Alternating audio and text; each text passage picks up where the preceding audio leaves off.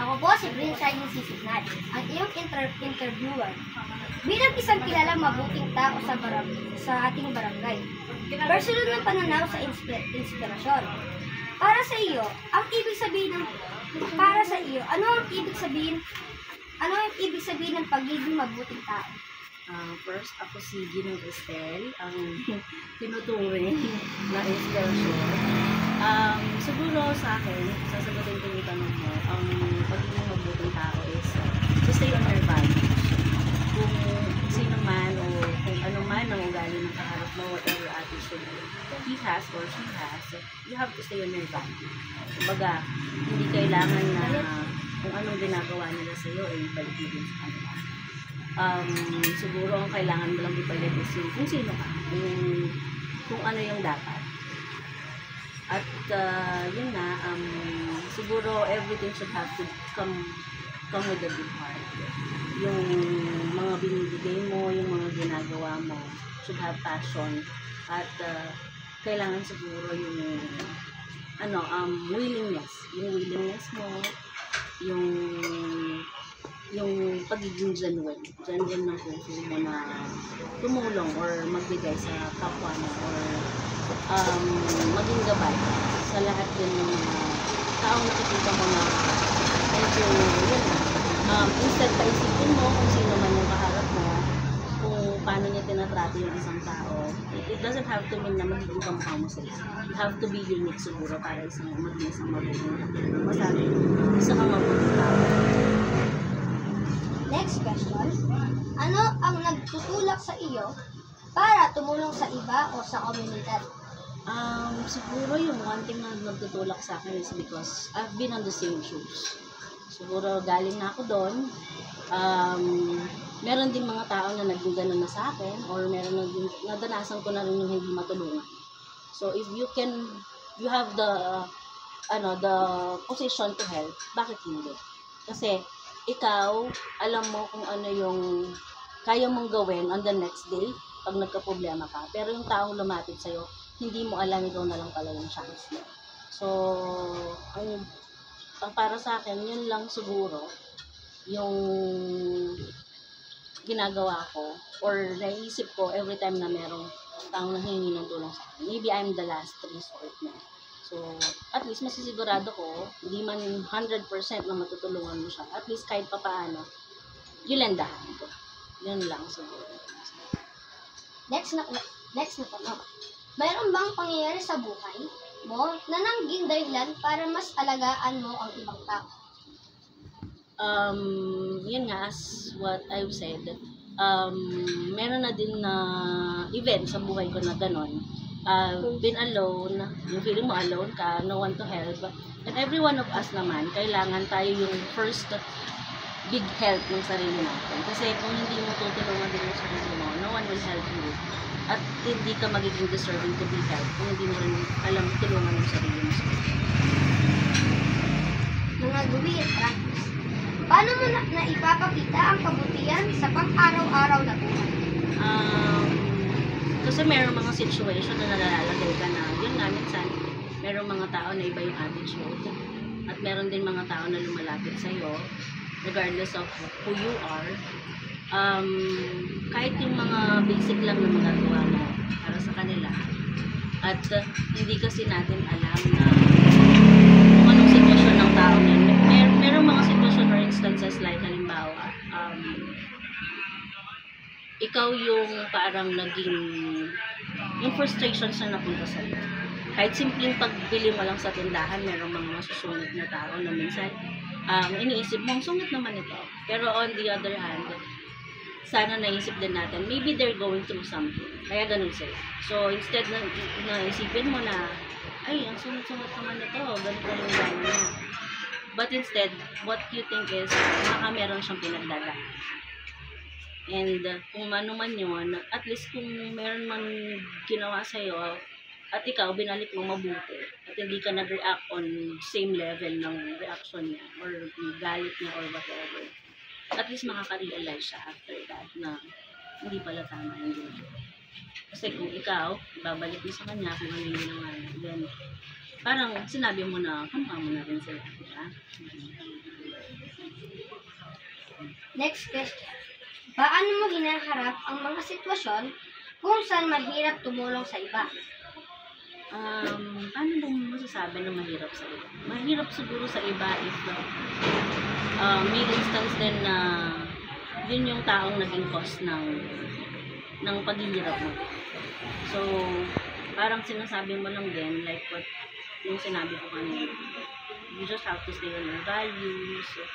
Kailangan, ano din, hindi mo tutulungan yung tao or hindi papasok sa isip mo na ginawan ka niya ng ganito kaya hindi siya tutulungan. Kailangan siguro tutulungan mo siya kasi ikaw yun. Kumbaga parang your reflection of yourself. Yung actions mo kasi yung reflection ng sarili mo. So, yun lang, yung values mo, dapat laging nandun. Kung sino ka talaga. Next question. Ano ang mga maliliit na paraan na sa tingin mo ay makakatulong ang tao sa komunidad? First na naisip ko is, yan example. Kasi paano mo ituturo yung bagay na yun. So, kung simpleng paglilinis lang sa will make difference kasi gagaya na sila. Kung nakita nilang malinis or kung hindi man sila naglilinis ng bakuran nila, then siguro kailangan nila ng tulong. Then when it comes dun sa nakita ka nilang pati yung bakuran nila, winawalis mo na, regardless hindi naman sa'yo or sa'yo yun.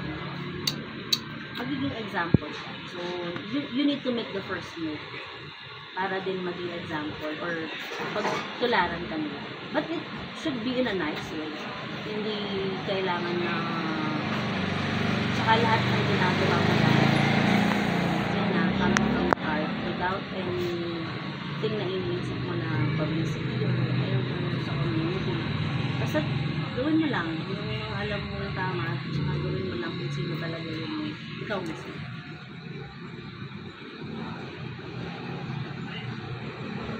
Epekto sa iba. Sa palagay mo, paano naaapekto ang iyong mga ginagawa sa mga tao? Sa mga tao sa paligid mo?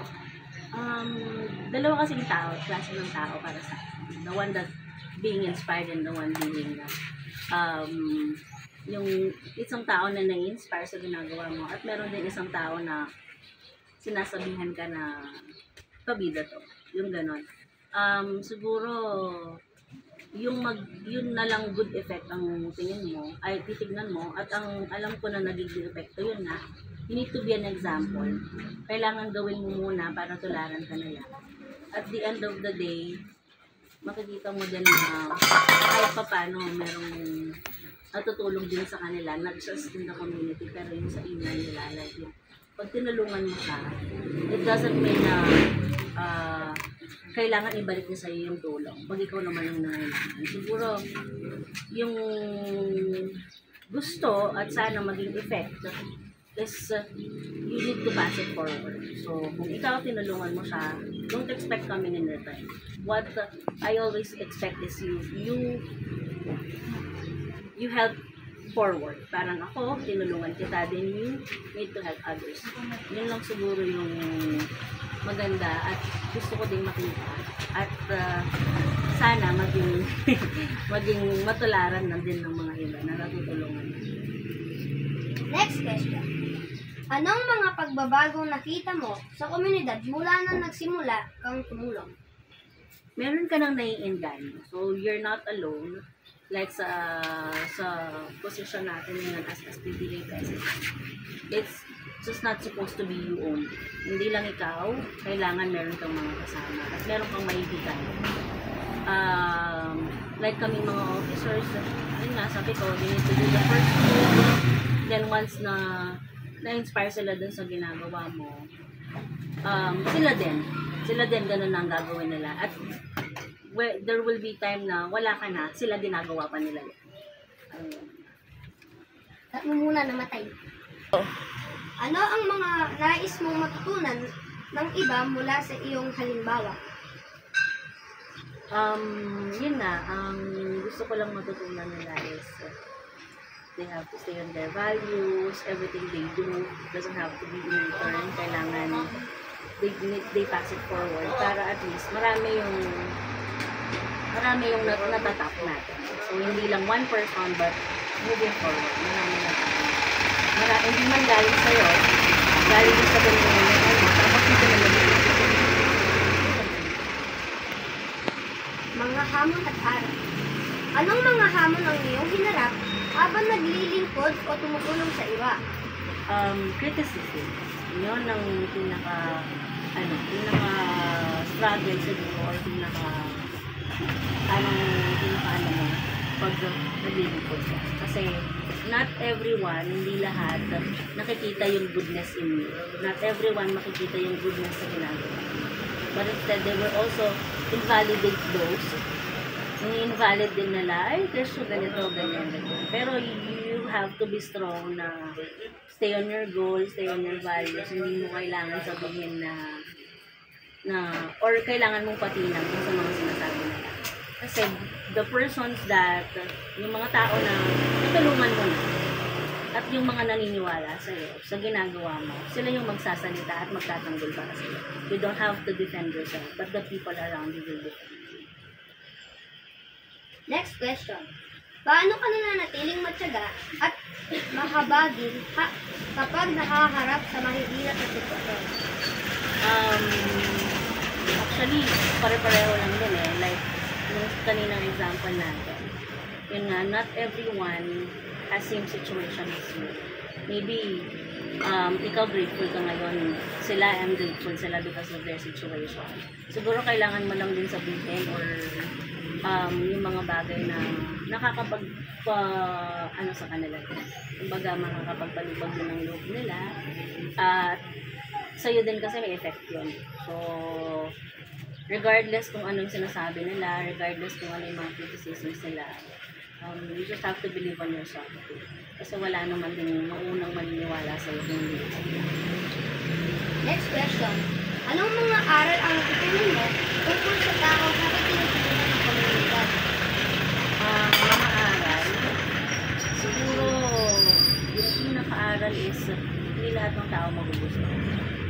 Hindi lahat magiging maniniwala sa'yo. Hindi rin lahat susuporta sa'yo. Pero you don't have to see those people, but instead ignore them. You have to focus on the persons or on the people who love you, who believe in you. Saka dun sa mga tao na naniniwala sa capabilities sa kakayahan mo bilang taga-silbi nila. Kasi you're not just serving your family yourself, but yung community mo kasi. When you see the community is getting lighter, yung community naging maganda din, you're not just building yung community, but yung family mo. Yung family mo kasi, your family is within the community. So, kailangan yung community na nandun ng pamilya mo, tutulungan mo din para maging better for their future. Payo para sa iyo. Anong payo ang maiibigay mo sa mga kabataan na nais gumawa ng positibong pagbabago? Positive. Actually, nandun siya sa word, positive. You have to be positive in everything. Kailangan, hindi mo iniisip yung mga negative thoughts. Though you have to be open to those negative things that will occur in times. Pero, mas mag-focus ka din sa positive. Para lang tayong conscious na kapag. So, kung hindi ka gagana, hindi ka mag-move. So, if you're not gonna do the first move, wala kang may inspire at walang magbabago. So, all you have to do is galaw lang. Do whatever you have to do. Basta't wala kang tinatapakan na tao or wala kang mga naagrabyado, siguro that will do it. Basta't push lang ng push and as long as makakabuti sa lahat. Not just for yourself, but para sa lahat. So, pag nag-isip tayo when it comes to that matter, siguro, that's not what is good for you, but what is good for all. Next question. Paano makakapagsimula ang isang tao na mag-alaga sa kanilang komunidad kahit sa simpleng paraan?